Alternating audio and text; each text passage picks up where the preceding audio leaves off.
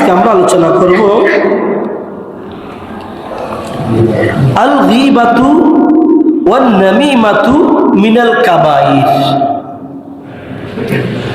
অর্থাৎ গীবত বা পরনিন্দা করা ও চুগলখড়ি করা গুনাহে কবিরা।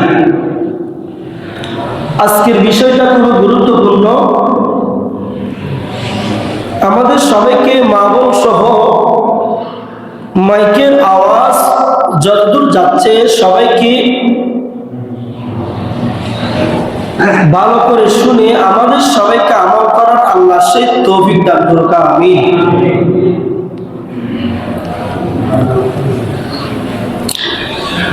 আল্লাহ পাক রব্বুল আলামিন আহকামুল হাকিমিনের 30 পাক কালামে মজিদ ফুরকানুল হামিদ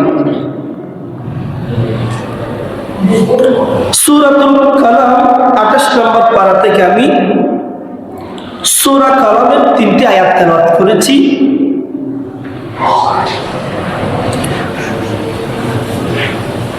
এই আয়াতে কারীমার মধ্যে আল্লাহ পাক রব্বুল আলামিন যারা গীবত করে, যারা চুগলখড়ি করে, আল্লাহর কোরআনের ভাষায় কি বলেছেন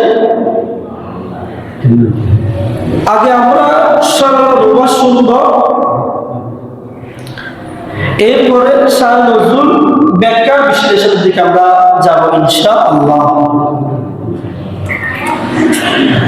আল্লাহ পাক রব্বুল আলামিন সূরা কালামের মধ্যে ইলান করেছেন 10 থেকে 13 নম্বর আয়াতের মধ্যে বিসমিল্লাহির রাহমানির রহিম ওয়ালা তুতি' কুল্লাল্লাফিম মাহিন। রব্বুল আলামিন ডাক দিলেন, আর অনুসরণ করিও না, আর অনুসরণ করিও না তার হাম্মাজিন মাশাইন বিনামিমিন মান্নাইল লিল খায়রি মুতাদিন আসিমিন। রব্বুল আলামিন বলেন, যে ব্যক্তি কথায় কথায় শপথ করে, যে ব্যক্তি লাঞ্ছিত, পশ্চাতে নিন্দাকারী, যে একের কথা অপরের নিকট লাগাইয়ে বেড়ায়, যে ভালো কাজের বাধা করে। রব্বুল আলামিন বলেন, সর্বনুবাদ আবার বলতেছি, আর অনুসরণ করিও না যে ব্যক্তি কথায় কথায় শপথ করে, যেই ব্যক্তি লাঞ্ছিত, যেই ব্যক্তি পরনিন্দা করে, যেই ব্যক্তি চুগলখড়ি করে, একের কথা অপরকে বলে বেড়ায়। রব্বুল আলামিন বলেন, আর যে ব্যক্তি ভালো কাজের বাধা প্রদান করে, সেই সীমালঙ্ঘনকারী, পাপিষ্ঠ, রূঢ় স্বভাব। এরপর আয়াতে রব্বুল আলামিন বলেন, উতুল্লিম বাদা যালিকা জানিম। আল্লাহ পাক রব্বুল আলামিন এলান করে দিলেন, ও পৃথিবীর মানুষ, যেই ব্যক্তির কাছে এই আলামতগুলো পাওয়া যাবে, এটা কোন ধরনের মানুষ জানোনি? সে হলো সীমালঙ্ঘনকারী, পাপিষ্ঠ, রূঢ় স্বভাব, তদুপরি যারা সন্তান। উতুল্লিম বাদা যালিকা জানিম, কোরআনের ভাষা, আল্লাহর কোরআনের মধ্যে আল্লাহ বলেন, যেই ব্যক্তির কাছে এই আলামতগুলো পাওয়া যাবে, যেই ব্যক্তি গীবত করে, চুগলখড়ি করে, মানুষের পরনিন্দা করে বেড়ায়, হাটে বাজারে, দোকানে পাহাড়ে, চায়ের দোকানে, বিভিন্ন জায়গার মধ্যে যেই সমস্ত মানুষ মানুষের কথা সমালোচনা করে, মানুষের গীবত করে, মানুষের পিছনে পিছনে পড়ে থাকে। আল্লাহ পাক রব্বুল আলামিন বলেন, এই দুনিয়ার মানুষ তোমরা ওই ব্যক্তিকে, ওই লোককে স্বাভাবিক মানুষ মনে করিও না। উনি কোন ধরনের মানুষ আমি আল্লাহ তোমাদেরকে ওনার সার্টিফিকেট দিয়ে দিচ্ছি। উনি হলো উতুল্লিম বাদা যালিকা জানিমিন। আল্লাহ বলেন ওই ব্যক্তি হলো যার সন্তান। কি সন্তান? কোরআনের কথা নাকি হাদিসের নাকি আমার? আল্লাহর কোরআনের কথা। সূরা কলম 4 নম্বর আয়াত। এখন আমাদের বুঝতে হবে মা মানিল গীবত, গীবত কাকে বলে? মা আল গীবাতু, গীবত কাকে বলে? সাহাবায়ে কেরামের মাঝে আল্লাহর নবী ওয়াজ করতেছেন, নসিহত করতেছেন। ও আমার সাহাবায়ে কেরাম, গীবত কাকে বলে তোমরা জানো? সাহাবায়ে কেরাম ডাক দিলেন, ও আল্লাহর নবী রাহমাতুল লিল আলামিন রাসূল, ক্বালু আল্লাহু ওয়া রাসূলুহু আলামু। আল্লাহ এবং আল্লাহর রাসূল ভালো জানেন। সুবহানাল্লাহ। এরপর আল্লাহর নবী বলেন, ক্বালা যিকরুকা আখাকা বিমা ইয়াকরাহু কিলা আরাইতা ইন কানা ফি আখি মা আকুলু ক্বালা ইন কানাত ফীহি মা তাকুলু ফাকাদ ইবতাবতাহু ওয়া ইন লাম ইয়াকুন ফীহি মা তাকুলু ফাকাদ বাহাত্তাহু। রাওয়াহুল মুসলিম শরীফ। মুসলিম শরীফের মধ্যে এই হাদিস কান আল্লাহর নবী রাহমাতুল লিল আলামিন মুসলিম শরীফের দ্বিতীয় খণ্ডের মধ্যে 322 নম্বর পৃষ্ঠার মধ্যে 2589 নম্বর হাদিসের মধ্যে আল্লাহর নবী বলেন, সাহাবায়ে কেরাম তোমরা কি জানো গীবত কি জিনিস? তারা বলে, ইয়া রাসূলুল্লাহ, ইয়া হাবিবাল্লাহ, নবী গো আমরা তো জানি না। আল্লাহ এবং আল্লাহর রাসূল ভালো জানেন। সুবহানাল্লাহ। আর একটু জোরে বলুন সুবহানাল্লাহ। এই কথা যখন বললেন, আল্লাহর নবী বলেন, সাহাবীরে, গীবত হলো তোমার ভাইয়ের সম্পর্কে এমন কিছু আলোচনা করা যা কিছু সে অপছন্দ করে। প্রশ্ন হলো, আমি যা বলছি তা যদি আমার ভাইয়ের মধ্যে থাকে তবে আপনার অভিমত কি? আল্লাহর নবী রাহমাতুল আলামিন নবী বলেন, তুমি তার সম্পর্কে যা বলেছো তা যদি তার মধ্যে পাকৃতপক্ষে আছে তাহলে তুমি তার গীবত করেছো। কি করেছো? গীবত করেছো। আর সাহাবায়ে কেরাম বলেন, ইয়া রাসূলুল্লাহ, যদি তার কাছে ওইগুলো না থাকে? আল্লাহর নবী বলেন, আর যদি তার মধ্যে তা না থাকে তাহলে তুমি তার প্রতি অপবাদ আরোপ করলে, মিথ্যা অপবাদ তুমি প্রয়োগ করলে।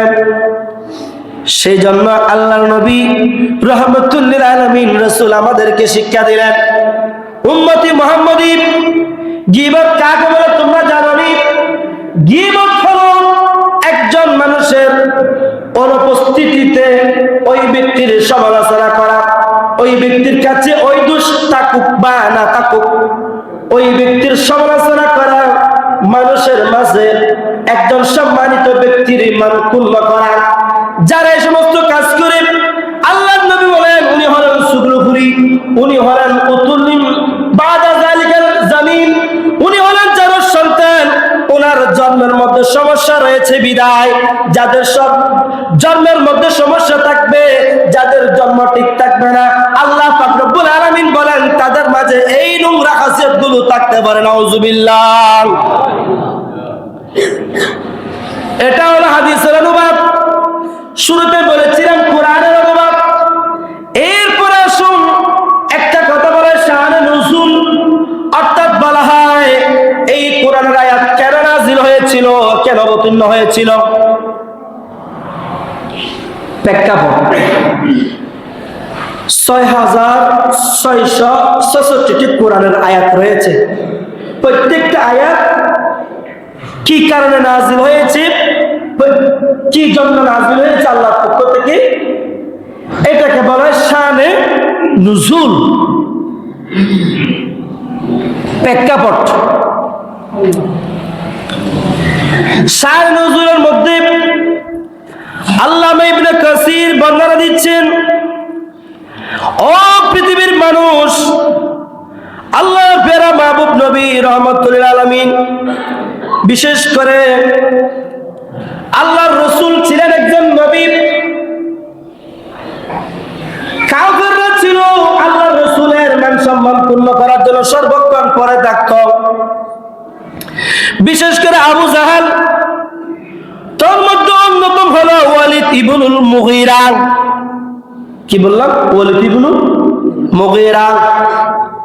তিনি আল্লাহর রাসূলের সমালোচনা করতেন, আল্লাহর রাসূলকে পাগল বলতেন, আল্লাহর রাসূলকে জাদুকর বলতেন, আল্লাহর রাসূলের শানে বিভিন্ন ধরনের কটাক্ষ করতেন। যখন ওই ওয়ালিদ ইবনুল মুগীরা আল্লাহর নবী রাহমাতুল্লাহ আলামিন রাসূলের শানে বিভিন্ন ধরনের মিথ্যা কথা বলতেন, মিথ্যা কথা বলে শপথ করতেন, শপথ করতেন, আল্লাহকে নাকি করতেন, শপথ করতেন, এবং ওদিকে শপথ করতেন আর নবীর বিরুদ্ধে অপপ্রচার চালাতেন। নাউজুবিল্লাহ।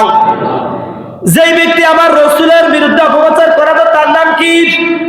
ওয়ালিদ ইবনুল মুগীরা।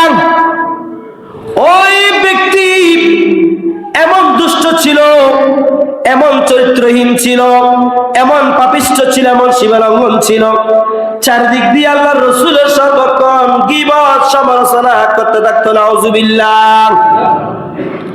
এমনকি কুরাইশদের নেতারা আল্লাহর নবীকে চাপ দিতে চাইছিলেন যে তিনি এই ধরনের লোকদের কথা শোনার জন্য। কুরাইশদের মধ্যে যারা নেতা ছিল, এনারা আল্লাহ রাসূলকে বলতেন, হে মুহাম্মদ, আপনি ওয়ালিদ ইবনুল মুগীরার কথা শুনেন, তার কথা আমল করেন, তার কথা মতো আপনি চলেন। নাউজুবিল্লাহ বলেন না। যার শিক্ষক ছিলেন কে? আল্লাহ। ওই রাসূলকে আল্লাহ পাক রব্বুল আলামিন বলেন, আর রহমানু আল্লামাল কুরআন। আমার আল্লাহ বলেন, সমস্ত জ্ঞান এলম আমি আল্লাহ আমার মাহবুব নবীকে আমি আল্লাহ শিক্ষা দিয়েছি। সুবহানাল্লাহ।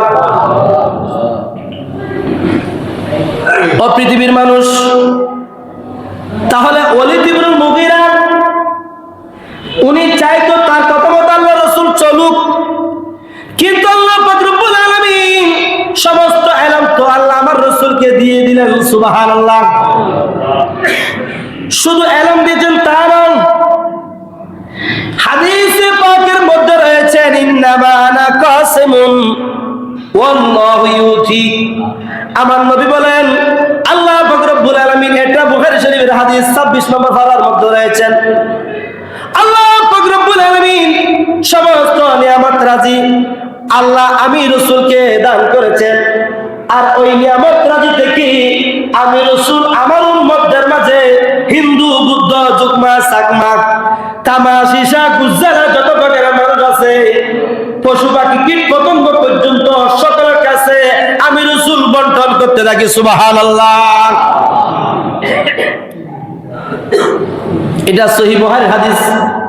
হাদিস না মানলে কাফের হয়ে যাবে, বেঈমান হয়ে যাবে। আল্লাহ রাসূল বলেন, আল্লাহ রব্বুল আলামিন আমি রাসূলকে সমস্ত নিয়ামত রাজি দান করেছেন, আর ওই নিয়ামত থেকে আমি রাসূল বন্টন করি। এমন একজন রাসূলের শানে ওই ওয়ালিদ ইবনুল মুগীরা আমার রাসূলের বিরুদ্ধে বিভিন্ন ধরনের সমালোচনা করতেন। নাউজুবিল্লাহ। এই কথাগুলো আল্লাহ রাসূলের কানে আসলাম। আল্লাহ রাসূল যখন জানতে পারলেন, আল্লাহ নবী মন ক্ষুণ্ণ করলেন।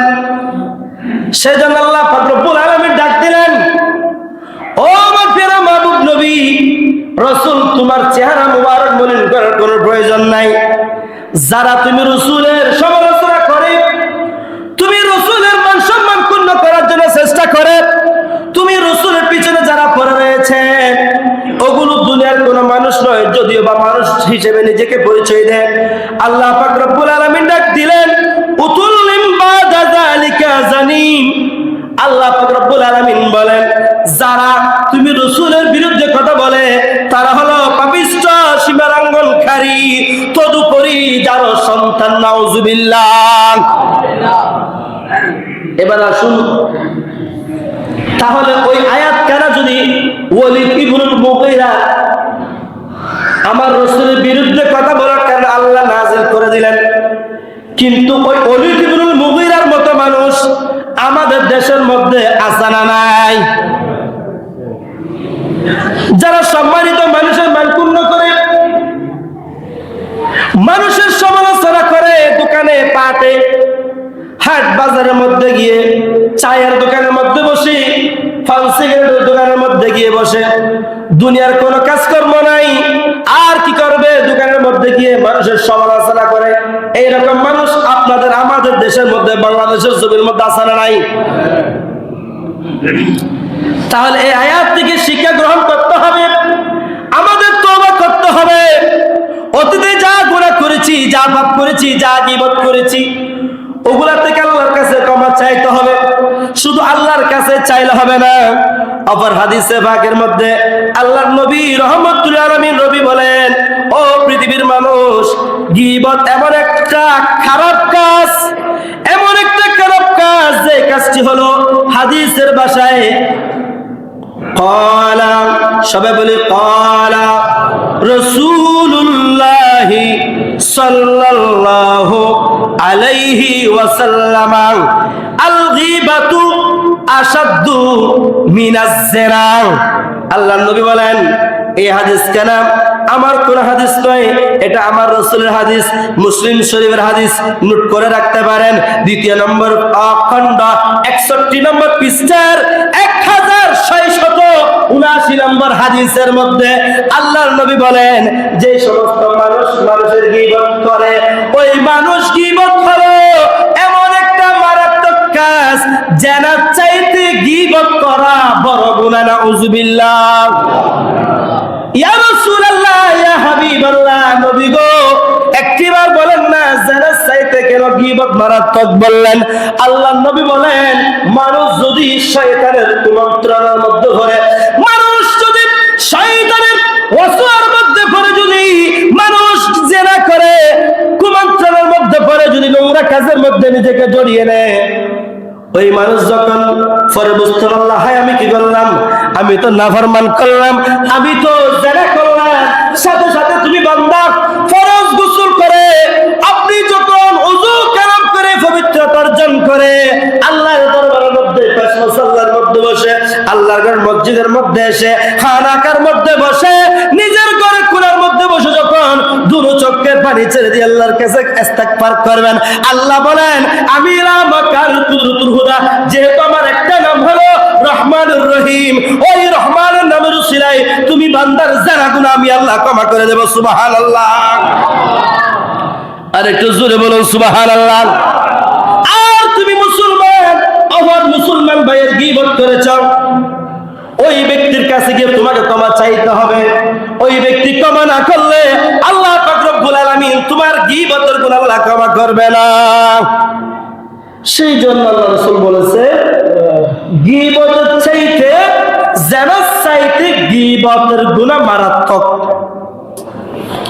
এই রকম কাজটা আমাদের দেশের মধ্যে আছে না নাই? মা বোনদের মাঝে আছে না নাই? আমামদের মধ্যে আছে না নাই? মুরুইদের মধ্যে আছে না নাই?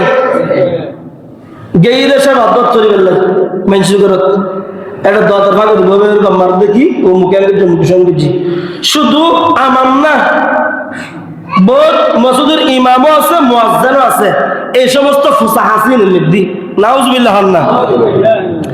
এতাল্লাহ আর রাসূল হইলে এতাল্লাহ আল্লাহর নবী কি বলেছেন? কতগুলো মানুষ আছে, কতগুলো এক শ্রেণীর আলেম দিয়ে, ইমাম দিয়ে, মুয়াজ্জিন দিয়ে জাহান্নাম উদ্বোধন করা হবে। এরা কারা?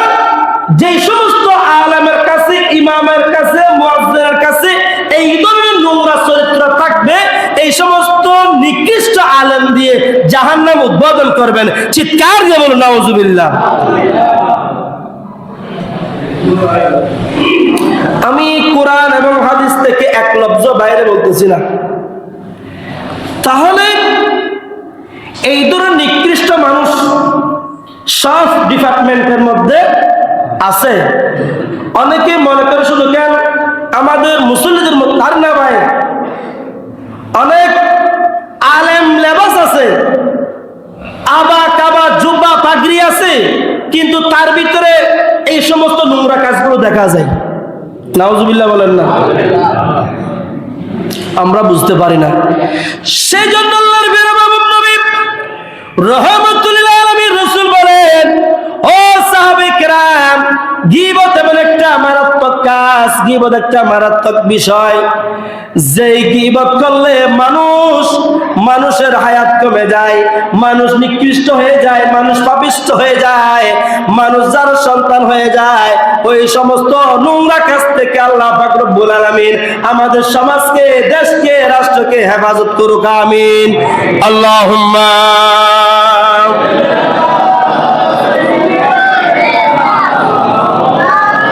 ওয়ালায়ালি সিদিনা আল্লাহুম্মা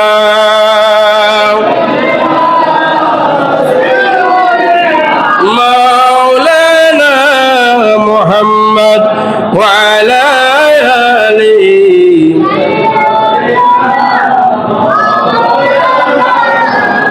সাহাবায়ে কেরাম। অপর হাদিসের মধ্যে আল্লাহর নবী রাহমাতুল লিল আলামিন রাসূল বলেন, আল্লাহ পাক রব্বুল আলামিন আমি রাসূলকে যখন মেরাজ দান করেছিল, মেরাজের মধ্যে দাওয়াত দিয়ে আল্লাহ পাক রব্বুল আলামিন যখন মেরাজ দান করেছিল, ওই মেরাজের মধ্যে আমি যখন জিবরাইল ফেরেশতার মাধ্যমে সবগুলো কি করলাম, সবগুলো দেখলাম, পরিদর্শন করলাম। জিবরাইল ফেরেশতা আমাকে সবগুলো দেখালেন, অনেক বড় লম্বা হাদিস, আমি সেদিকে যাচ্ছি না। তখন আল্লাহর নবী বলেন, এই হাদিস কানা আনাস ইবনে মালিক থেকে বর্ণিত, তিনি বর্ণনা দিচ্ছেন, আমি রাসূল, আল্লাহ রাসূল জবান দিয়ে বলতে আমি আনাস শুনেছি, এক শ্রেণীর মানুষ যাদের হাতের নখগুলো অনেক লম্বা, যাদের হাতগুলোর মধ্যে রয়েছে নখগুলো তামার নখ। কিসের নখ? তামার নখ। আর ওই নখ দিয়ে তারা সর্বক্ষণ হামেশা নিজের বুকের মধ্যে আশ্রাইতেছেন। নাউজুবিল্লাহ। শুধু তা না, মুখের মধ্যে, সিনার মধ্যে আশ্রাইতে, শুধু তা না, এবং তাদেরকে আমি দেখতে পেলাম যে সব মানুষ আল্লাহর নবী রাহমাতুল লিল আলামিন রাসূল জিবরাইলের কাছে জানতে চাইলেন, ইয়া জিবরাইল ক্বালা হাউলাই, আল্লাহর নবীর কাছে আল্লাহর নবী জানতে চাইলেন, জিবরাইল রে, এরা কারা? আল্লাযীনা ইয়াকুলুনা লুহুমান নাসি ওয়া ইয়াকুউনা ফি আরাদাহিহিম। চিৎকার দিয়ে বলুন নাউজুবিল্লাহ। জিবরাইল কাছে আল্লাহ নবী জানতেছেন, জিবরাইল এরা কারা? তখন তিনি, এরা সেই সব লোক যারা মানুষের গোশত খেত। চিৎকার দিয়ে বলুন নাউজুবিল্লাহ। এবং তাদের মান সম্মান আঘাত হানত। এরা এমন একটা জাত যারা পৃথিবীর জমিনের মধ্যে মানুষের গোশত খাইত, মৃত ব্যক্তির মাংস খাইত, মৃত ভাইয়ের গোশত খাইত। এবং এরা হলো তারা যারা পৃথিবীর জমিনের মধ্যে মানুষের মান সম্মান ক্ষুণ্ণ করত। তাহলে বোঝা যাচ্ছে আল্লাহ নবী বলেছেন, যারা দুনিয়ার মধ্যে মানুষের গীবত করে, চুগলখুরি করে, মানুষের মান সম্মান নষ্ট করে, এরা কোথায়? জাহান্নামের মধ্যে। এরা এক শ্রেণীর মানুষ যাদের লোক দিয়ে নিজের চেহারার মধ্যে আঁচড়তেছে, সিনার মধ্যে আশ্রাইতেছে, এবং ওই মরা মৃত ব্যক্তির মাংস গোশত ভক্ষণ করতেছেন। চিৎকার দিয়ে বলুন নাউজুবিল্লাহ। কত নিকৃষ্ট! আল্লাহ আমাদের সবাইকে বোঝার তৌফিক দান করুক, আমিন। মেরাজের আলোচনা ইনশাআল্লাহ আগামী জুমাতে হবে। এরপর যেহেতু আলোচনার মধ্যে আসছে, তো সেজন্য বলতে হচ্ছে দুই একটা। মুমিন আল্লাহর মাহবুব নবী রাহমাতুল লিল আলামিন রাসূল আরেকটা হাদিসের মধ্যে এলান করেন, একদিন আল্লাহ রাসূল সাহাবায়ে কেরামদেরকে নিয়ে মজলিসের মধ্যে বসলেন। বসা মাত্র এমন একটা গন্ধ আসলো, এমন একটা দুর্গন্ধ আসলো, এমন একটা বাতাস আসলো যে বাতাসের মধ্যে খুবই দুর্গন্ধ। নাউজুবিল্লাহ। জাবের ওয়ান জাবের বিন আব্দুল্লাহ قال كنا مع النبي صلى الله عليه وسلم فارتفعت ريح منتنات فقال رسول الله صلى الله عليه وسلم أتدرون ما هذه الريح؟ هذه الريح الذين يغتابون المؤمنين।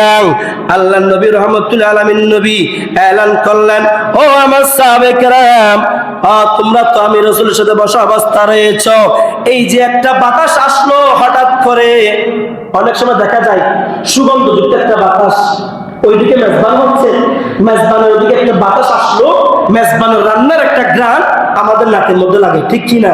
কিংবা ওইদিকে কোন একটা সুগন্ধযুক্ত আতরওয়ালা আতর দিচ্ছেন, আতর বিক্রি করতেছেন পুকুরে গাড়ের মধ্যে, আপনি দেখবেন পুকুরে গাড়াতে গেলে আপনার নাকের মধ্যে আতরের ঘ্রাণ সুঘ্রাণ আসবে, ঠিক কিনা?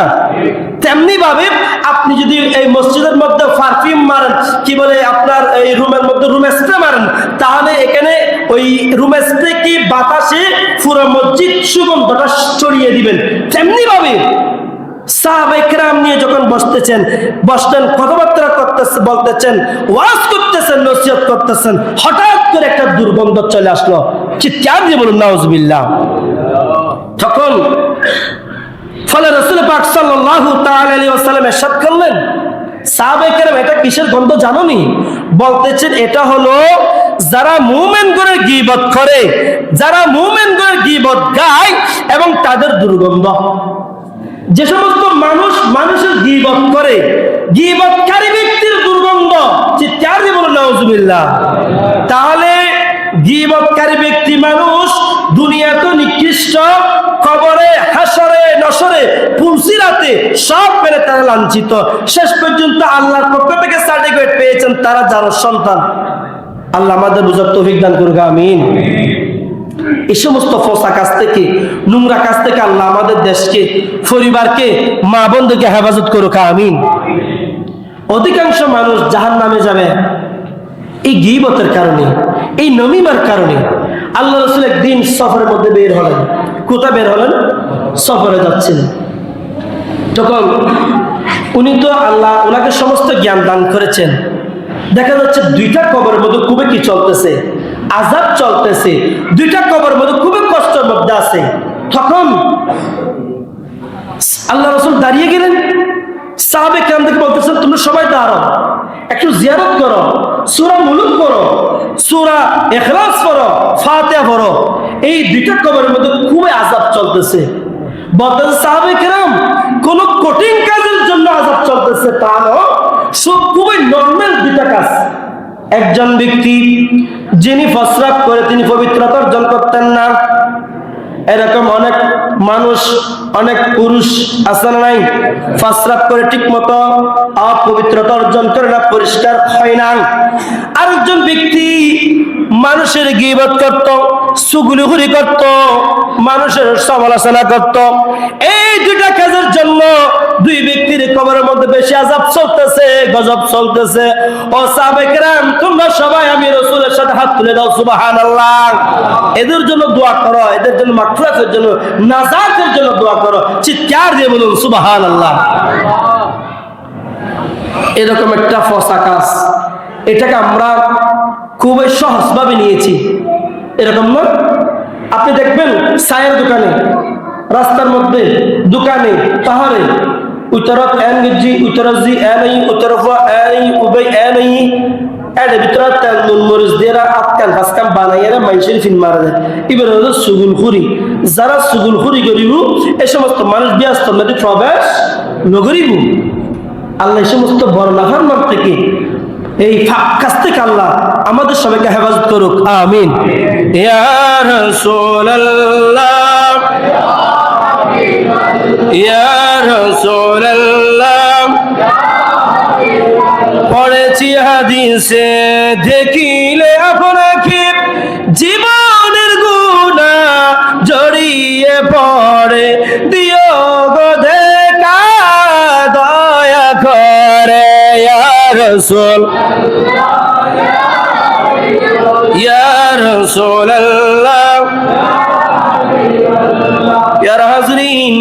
তাহলে আমি তেলাওয়াত করেছি আল্লাহর কালামে মজিদ থেকে, ফুরকান হামিদ থেকে সূরা কালামের আয়াত 10 থেকে আপনার 4 নম্বর পর্যন্ত আয়াত, যে আয়াতের মধ্যে রব্বুল আলামিন বলেছেন ওয়ালা তুতি কুল্লা হাল্লাফিন মাহিনিন হাম্মাজিন মাশাইন বিনামিমিন মান্নাইন লিল খায়রি মুতাদিন আসিমিন উতুল্লিম বাদা যালিকা জানিম। আল্লাহ পাক রব্বুল আলামিন বলেন, আর অনুসরণ করিও না। আমাদের উচিত হবে যে সমস্ত মানুষ গীবত করে, যে সমস্ত মানুষ এই নাফরমান কাজের মধ্যে নিজেকে জড়িয়ে রাখে, আল্লাহ ডাক দিয়ে বলেন, ও ঈমানদার মুসলমান বান্দা বন্দনীরা, তোমরা ওই সমস্ত নাফরমানদেরকে অনুসরণ করিও না। যদি অনুসরণ করেন আপনি পথভ্রষ্ট হবেন। উনি তো জাহান্নামে যাবে, আপনাকে জাহান্নামের মধ্যে নিয়ে যাবে। এখন আমরা অনেকে বুঝি না, বুঝার বান্দরি। অন্যায় যে করে, যে সহে সমান অপরাধ, সুদ যে খায় এবং যেই দেয় সমান অপরাধ। এরপরে যিনি সুদ দিবেন উনি একটু হালকা করতে পারে, আর সুদের স্টামের মধ্যে যিনি সিগনেচার করবেন তিনি এক অপরাধের অপরাধী। আল্লাহ আমাদের বোঝার তৌফিক দান করুক, আমিন। তাহলে প্যারা হাজরিন, আজকে আমরা, আপনি যখন দেখবেন ঘর থেকে বাহির হলে, বললাম না এটার একটা দুর্গন্ধ ছিল, এখন দুর্গন্ধ নাই। কেন? যারা সুটকির ব্যবসা করে, যারা সুটকির ব্যবসা করে, সুটকির যে একটা গন্ধ আছে, যারা বিক্রেতার কাছে এই গন্ধটা গন্ধর মতো লাগে না, গন্ধ মনে হয় না, কিন্তু টলি নিয়ে যখন আপনার পাশ দিয়ে যাবে আপনার কাছে দুর্গন্ধ লাগবে, আমার কাছে দুর্গন্ধ লাগবে। কেন? আমি সেই ব্যবসাটা করি না, উনি ব্যবসা করে বিদায় সর্বক্ষণ ওখানে থাকে, সেজন্য আমার কাছে দুর্গন্ধ লাগে না। তেমনি ভাবে আমাদের সমাজের মধ্যে, দেশের মধ্যে এই নোংরা কাজের মধ্যে সবাই একসাথে বসবাস করার কারণে এই গীবতের দুর্গন্ধ আমাদের লাগে না, আরো ভালো লাগে। একটা কথা মনে রাখবেন, তেলবাস কথা, তেলবাস খাদ্য, ভাজা তেলের ভাজা খাবার অনেক সুস্বাদু, ঠিক কিনা? সলাবুট, পেঁয়াজু, বেগুনি ইত্যাদি ইত্যাদি তেল ভাজাগুলো অনেক বেশি মজা লাগে। তেলযুক্ত কথা এগুলো অনেক মানুষের ভালো লাগে, অনেক সময় হক কথা অনেক মানুষের খারাপ লাগে, এরকম আছে না? কিন্তু একজন ইমানদার মুমিনের কাজ কি হবে? যিনি কোরআন হাদিস ভিত্তিক যে আলোচনাটা আছে, যেটা কোরআনের মধ্যে রয়েছে, যেটা হাদিসে পাকের মধ্যে রয়েছে, সেই ওয়াজটা, সেই নসিহতটা সমাজের কাছে, মানুষের কাছে, মুসলমানদের কাছে বিলীন করে দেওয়া, এটা একজন ইমানদার মুমিনের ঈমানের দায়িত্ব। সুবহানাল্লাহ। মানবেন এটা আপনার ব্যাপার। একজন হক্কানি রব্বানি আলেম বলে, উনি অবশ্যই ওনার কলমের ভিতরে আল্লাহর ভয় থাকলে উনি অবশ্যই হক কথা বলবেন। আর যিনি নাফরমান, যিনি যেমন ইচ্ছে তেমন করতে পারবে, যেমন খুশি তেমন সাজতে পারবে, যেমন খুশি তেমন বলতে পারবে, কিন্তু মুমিন ব্যক্তি কখনো বলতে পারবে না। কেন? উনি বলবো, আমি তো ইসলাম শরীয়তের লাগাম আমার কাছে রয়েছে, আমি আখিরি জামানার শ্রেষ্ঠ নবীর শ্রেষ্ঠ উম্মত হিসেবে এই নিকৃষ্ট কাজটি আমার পক্ষে সম্ভব নয়। যিনি ইমানদার মুমিন, তার অন্তরের মধ্যে আল্লাহর ভয়, রাসূলের ভয়, এই আপনার কোরআন হাদিসের ভয় সাথে সাথে চলে আসবে।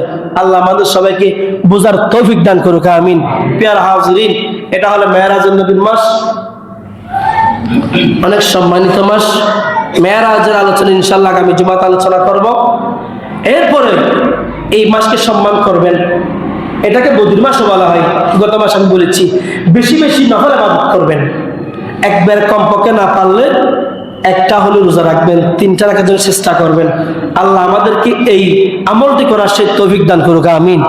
অল্প আমল আপনার জন্য নাজাতের জন্য যথেষ্ট হইবে। সুবহানাল্লাহ। এটা হাদিস শরীফ।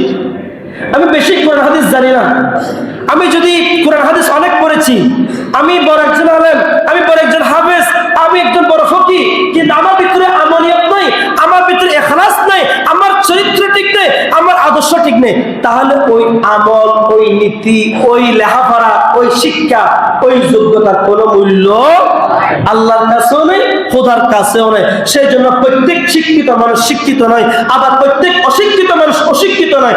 অনেক মানুষ আছে তিনি লেখাপড়া করেন নাই, তিনি এমন কতগুলো কথা বলে যেগুলো আকলের একেবারে মাপকাঠি ইনসাফ করে কথা বলে, যেগুলো সমাজের মধ্যে গ্রহণযোগ্যতা লাভ করে।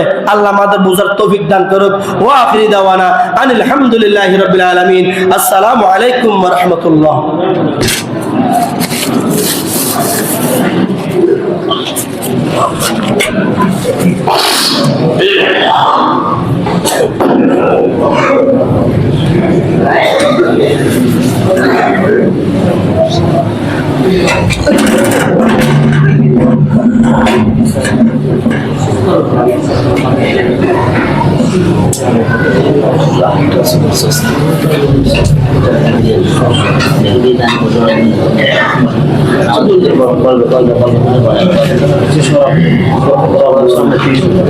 আমাদের ঘরটা